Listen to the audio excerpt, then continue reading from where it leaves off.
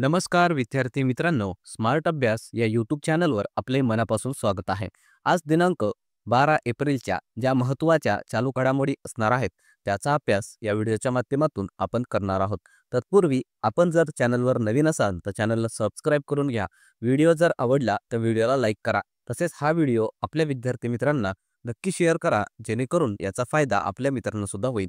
चला मग सुरुवात करूया महत्त्वपूर्ण अशा चालू घडामोडींना. आणि पहिला अत्यंत महत्त्वाचा प्रश्न असेल की जम्मू काश्मीर आणि लडाख उच्च न्यायालयाचे नवीन मुख्य न्यायाधीश कोण बनले आहेत. ऑप्शन्स या ठिकाणी देण्यात आले आहेत. याचे योग्य उत्तर असे ऑप्शन नंबर ए, अरुण पल्ली हे जे न्यायमूर्ती आहेत ते नुकतंच जम्मू काश्मीर आणि जे लडाख उच्च न्यायालय आहे त्याचे मुख्य न्यायाधीश बनलेले आहेत. तसेच आपल्याला उच्च न्यायालयाविषयी काही पॉईंट्स लक्षात ठेवायचे आहेत जे आपल्या परीक्षेमध्ये विचारले जातात. तर राज्यघटनेमध्ये उच्च न्यायालयासंदर्भात कलम 214 ते 231 दरम्यान तरतुदी देण्यात आलेल्या आहेत. भारतामध्ये सध्या जर बघितलं तर एकूण 25 उच्च न्यायालय आहेत आणि सर्वात नवीन अलीकडचा उच्च न्यायालय कोणतं आहे असं जर विचारण्यात आलं तर अमरावती उच्च न्यायालय 25व्या क्रमांकाचं भारतातील उच्च न्यायालय आहे, जे की आंध्र प्रदेश या राज्यामध्ये आहे. तसेच उच्च न्यायालयाचा प्राधिलेख काढण्याचा अधिकार कलम 226 नुसार आहे. उच्च न्यायालय एक अभिलेख न्यायालय आहे कलम 215 नुसार. उच्च न्यायालयाची पहिली महिला मुख्य न्यायाधीश कोण होती असं जर विचारण्यात आलं त्यांचं नाव लक्षात ठेवायचं आहे, अन्ना चांडी. आणि आपलं जे महाराष्ट्राचं मुंबई उच्च न्यायालय आहे त्याची स्थापना 1860 साली झालेली आहे आणि सध्या मुंबई उच्च न्यायालयाचे मुख्य न्यायाधीश आलोक आराध्य हे आहेत. तर हे अत्यंत महत्त्वाचे पॉईंट्स आपल्याला लक्षात ठेवायचे आहेत. त्यासोबतच आपल्याला इतर ज्या महत्त्वाच्या नियुक्त्या आहेत त्या सुद्धा लक्षात ठेवायच्या आहेत. तर सुप्रीम कोर्ट जे आहे भारताचं त्याचे नुकतंच सरन्यायाधीश बनले आहेत न्यायमूर्ती संजीव खन्ना. आरबीआयचे नवीन गव्हर्नर संजय मल्होत्रा. केंद्रीय मुख्य निवडणूक आयुक्त बनले आहेत ज्ञानेश कुमार. इस्रोचे नवीन अध्यक्ष बनले आहेत व्ही नारायणन. राष्ट्रीय महिला आयोगाच्या अध्यक्ष बनले आहेत विजया रहाटकर. महाराष्ट्र राज्य महिला आयोगाच्या अध्यक्ष रुपाली चाकणकर. महाराष्ट्र राज्य मुख्य निवडणूक आयुक्त बनले आहेत दिनेश वाघमारे. महाराष्ट्राच्या मुख्य सचिव सुजाता सौनिक आणि महाराष्ट्राच्या पोलीस महासंचालक बनले आहेत रश्मी शुक्ला.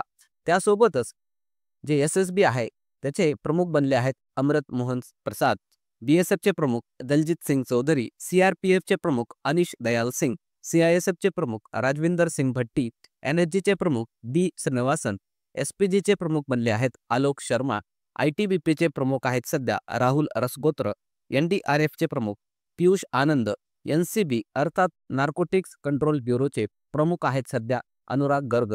आणि जे आपले 3 सैन्य दल आहेत त्यांचे सुद्धा प्रमुख कोण आहेत आपल्याला लक्षात ठेवायचे आहेत. तर भारतीय हवाई दलाचे प्रमुख आहेत अमरप्रीत सिंग. भारतीय नौदल प्रमुख आहेत दिनेश कुमार त्रिपाठी आणि भारतीय सेना प्रमुख आहेत सध्या उपेंद्र द्विवेदी. या महत्त्वाच्या नियुक्त्या आपल्याला लक्षात ठेवायच्या आहेत. त्यानंतर पुढचा प्रश्न असेल, नुकतेच चर्चेत असणारी प्रधानमंत्री मुद्रा योजनेची सुरुवात कधी झाली होती. ऑप्शन्स या ठिकाणी देण्यात आले आहेत. याचं योग्य उत्तर असेल ऑप्शन नंबर बी, 8 एप्रिल 2015ला या योजनेची सुरुवात करण्यात आलेली होती. तर याविषयी काही पॉईंट्स लक्षात ठेवायचे आहेत. तर ही जी काही प्रधानमंत्री मुद्रा योजना आहे त्याची सुरुवात 8 एप्रिल 2015ला झाली होती आणि नुकतंच या योजनेला 10 वर्ष पूर्ण झालेले आहेत. म्हणून हा प्रश्न आपल्यासाठी महत्त्वाचा.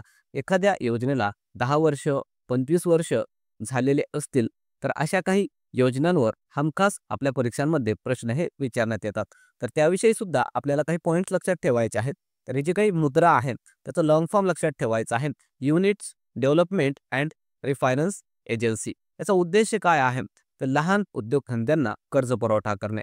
आणि ही जी काही योजना आहे या योजनेद्वारे 3 श्रेणींमध्ये अगोदर कर्ज वितरण केलं जात होतं आणि यामध्ये आता नुकतंच 4थी नवीन श्रेणी सुद्धा समाविष्ट करण्यात आलेली आहे. तर या ठिकाणी आपल्याला बघायचं आहे जे शिशु श्रेणी आहे त्यामध्ये 50,000 रुपयांपर्यंत कर्ज वितरित केलं जातं. किशोर वयोगटामध्ये 50,000 ते 5 लाखांपर्यंत कर्ज वितरण केलं जातं.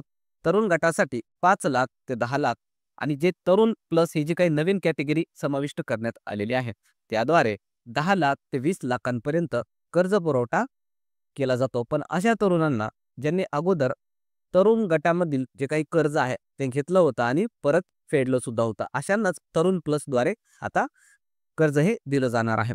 तर हे काही महत्त्वाचे मुद्दे आहेत या प्रधानमंत्री मुद्रा योजनेविषयी ते हमखास आपल्या परीक्षेमध्ये विचारले जाऊ शकतात, ते आपल्याला लक्षात ठेवायचे आहेत. तसेच आपल्याला इतर काही महत्त्वाच्या शासकीय योजना आहेत त्या सुद्धा लक्षात ठेवायच्या आहेत. तर प्रधानमंत्री ग्राम सडक योजना याची सुरुवात झाली होती 25 डिसेंबर 2000 साली. याचा उद्देश होता गावांना बारमाही रस्त्यांनी जोडणे. त्यानंतरची योजना आहे प्रधानमंत्री किसान सन्मान निधी योजना. सुरुवात झाली होती 24 फेब्रुवारी 2019ला. याद्वारे शेतकऱ्यांना वार्षिक 6,000 रुपये आर्थिक मदत दिली जाते. त्यानंतरची योजना आहे प्रधानमंत्री जनधन योजना. याची सुरुवात 28 ऑगस्ट 2014ला झाली होती. प्रधानमंत्री आयुष्यमान भारत योजना सुरुवात झाली होती 23 सप्टेंबर 2018ला. प्रधानमंत्री पीक विमा योजना सुरुवात झाली होती 2016ला. स्वच्छ भारत अभियान सुरुवात 2 ऑक्टोबर 2014ला. मेक इन इंडिया 25 सप्टेंबर 2014 आणि स्टार्टअप इंडिया 16 जानेवारी 2016ला याची सुरुवात ही झालेली होती. त्यानंतर पुढचा प्रश्न बघण्या अगोदर व्हिडिओ जर आवडला तर व्हिडिओला कृपया करून लाईक करा. चॅनलवर नवीन असाल तर चॅनलला सबस्क्राईब करून घ्या. तसेच हा व्हिडिओ आपल्या विद्यार्थी मित्रांपर्यंत नक्की शेअर करा, जेणेकरून याचा फायदा आपल्या मित्रांना सुद्धा होईल. चला मग पुढचा प्रश्न आपण बघणार आहोत.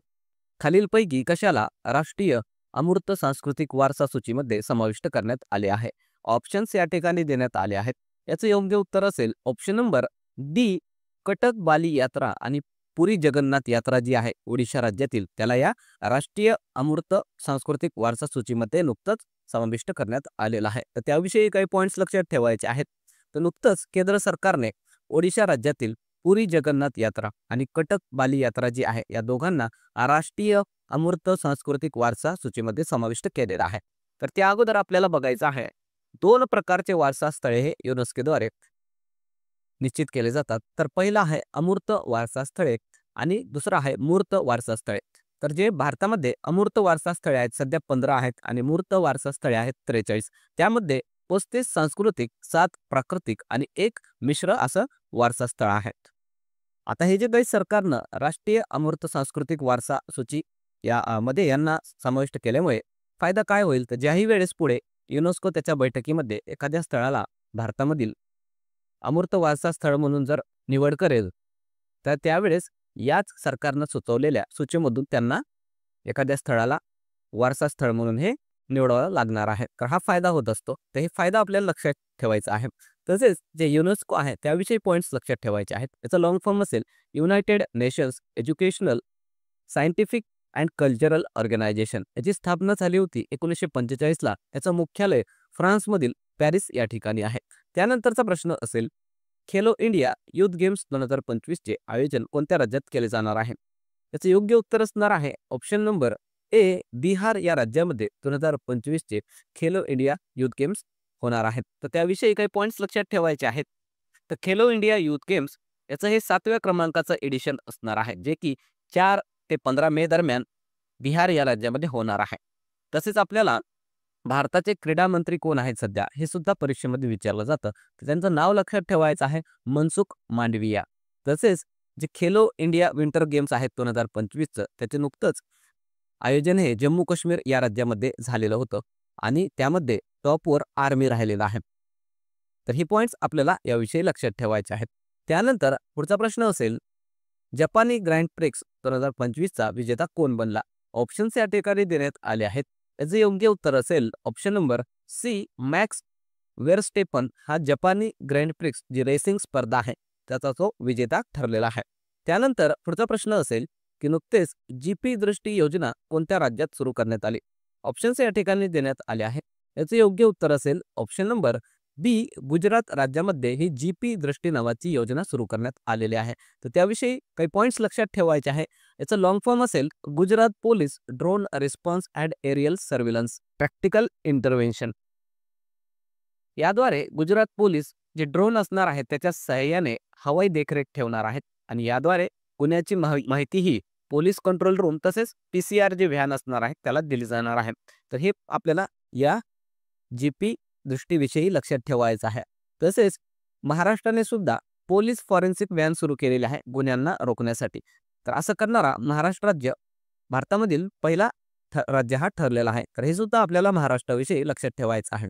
त्यासोबतच गुजरात राज्याचा उल्लेख आलेला आहे. तर त्याविषयी काही पॉईंट्स लक्षात ठेवा. राजधानी आहे गांधीनगर. सध्या मुख्यमंत्री आहेत भूपेंद्र पटेल.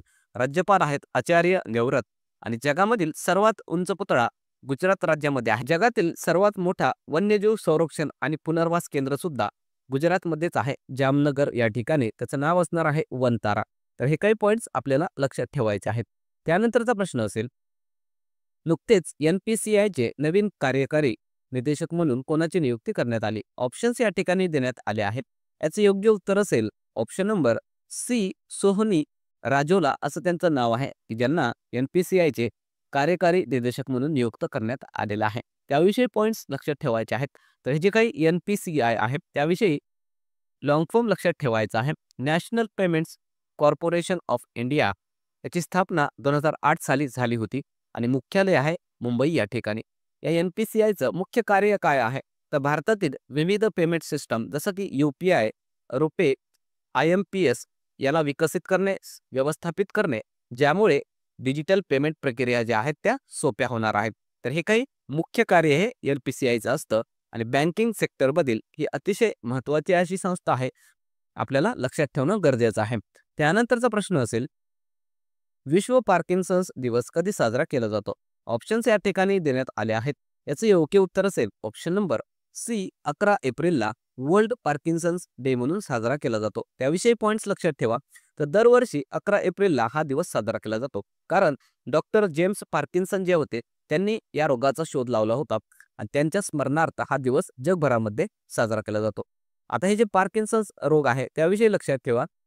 हे जे रोग आहे ते मेंदूमधील एका विशिष्ट भागातील ज्या पेशी असतात, ज्याला आपण न्यूरॉन म्हणतो, त्याला ते नुकसान पोहोचवत असतो. आणि या रोगामध्ये लक्षणं काय असतात? तर हात असेल, पाय असेल आणि जे चेहरा असतो ते थरथरत असतो. तसेच जे स्नायू असतात ते स्नायू कडक झालेले असतात. हलण्याची किंवा मुवमेंट करण्याची गती ही त्या रुग्णाची कमी झालेली असते. संतुलन आणि समन्वय राखण्यामध्ये अडचण येते. तसेच बोलण्यामध्ये आणि गिळण्यामध्ये सुद्धा समस्या या जाणवत असतात. तर हे काही या पॉईंट्स आहेत या रोगाविषयी आपल्याला लक्षात ठेवायचे आहेत.